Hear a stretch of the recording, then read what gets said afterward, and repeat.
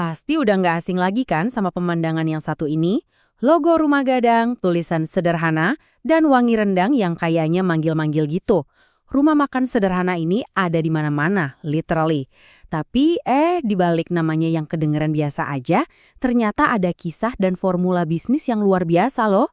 Kira-kira ini cuma soal rasa masakannya aja atau ada sesuatu yang lebih dalam? Di sini, kita bakal bongkar sama-sama resep sukses mereka, mulai dari semangat pendirinya sampai ke strategi bisnis yang ternyata udah terukur banget. Oke, jadi begini alurnya. Pertama, kita bakal mulai dari kisah perjuangan sang pendiri. Terus, kita bedah formula bisnisnya, dan di akhir, kita bakal satuin dua kepingan puzzle ini. Oke, langsung aja kita mulai ya. Setiap bisnis raksasa pasti punya cerita di baliknya kan? Nah, ceritanya rumah makan sederhana ini dimulai dari seorang pria dengan tekad yang wah sekeras baja. Namanya Haji Bustaman. Nah, ini yang gila. Pak Bustaman itu sama sekali nggak punya latar belakang masak loh. Pengalamannya di dunia kuliner itu ya cuma sebatas jadi tukang cuci piring. Ini bukti nyata. Kalau mau mulai sesuatu yang besar, skill itu bisa dipelajari. Tapi kemauan, nah itu harus datang dari dalam diri sendiri.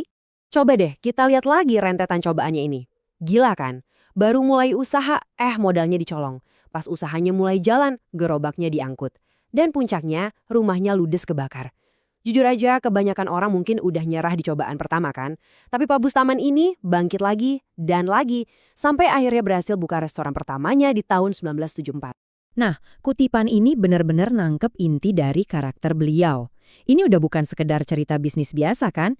Ini tuh cerita soal ketahanan mental manusia yang luar biasa pas lagi dihantam badai kehidupan.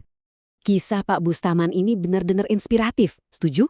Tapi pertanyaannya sekarang, gimana caranya semangat sekeras baja itu bisa diubah jadi ratusan cabang restoran? Cuma modal nekat dan gigi aja nggak cukup buat bangun kerajaan. Pasti ada formulanya. Yuk kita bedah mesin bisnisnya.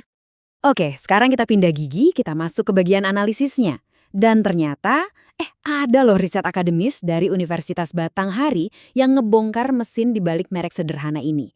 Riset ini fokus ke satu hal yang paling krusial. Apa sih yang bikin pelanggan mereka puas?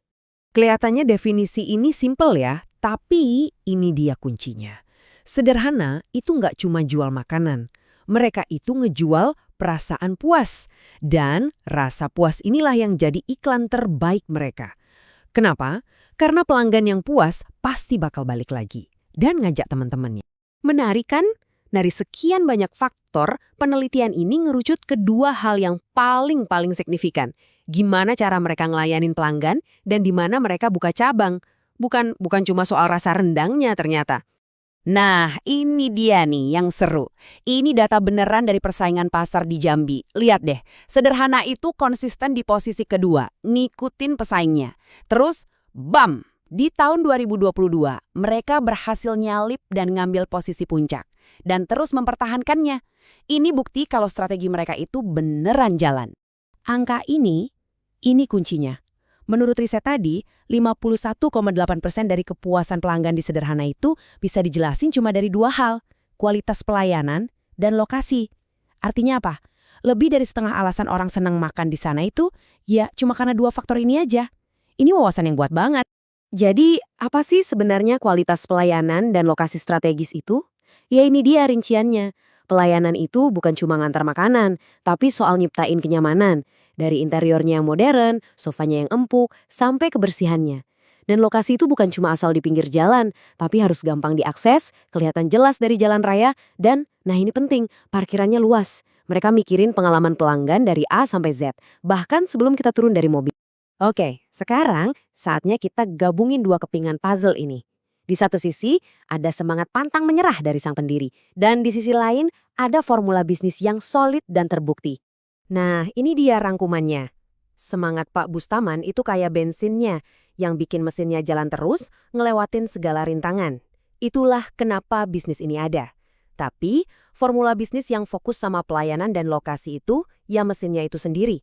Itulah gimana caranya bisnis ini bisa gede dan di-copy-paste ke ratusan cabang. Keduanya ini saling butuh. Jadi, takeaway utamanya apa? Kegigihan tanpa strategi mungkin cuma jadi cerita perjuangan yang mengharukan. Sebaliknya, strategi tanpa kegigihan ya cuma jadi angan-angan di atas kertas.